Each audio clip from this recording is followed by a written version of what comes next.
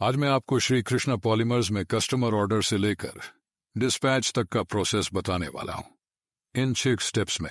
आखिरी वाला मिस मत करना। Let's start. Step 1, customer order. ग्राहक का ऑर्डर प्राप्त होता है। इसमें ग्राहक के उत्पाद के संबंध में डील होती है।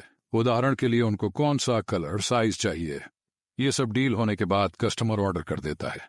Step 2, confirm order. कस्टमर का ऑर्डर को एक बार कंफर्म किया जाता है परचेसिंग डिपार्टमेंट को देने से पहले। नोट: ऑर्डर कंफर्म करने के समय 50% एडवांस पेमेंट करना होता है रॉ मटेरियल्स के लिए। रिमेनिंग 50% आगे बताता हूं। Step 3, raw material.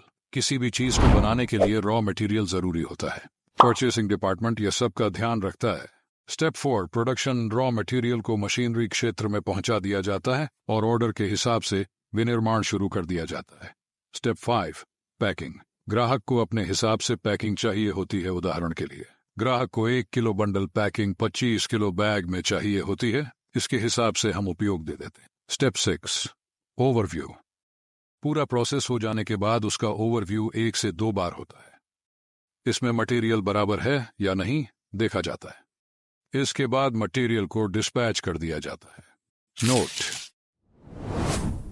गेट पास के समय रिमेनिंग 50% पेमेंट करना जरूरी है गेट पास मिलने के लिए।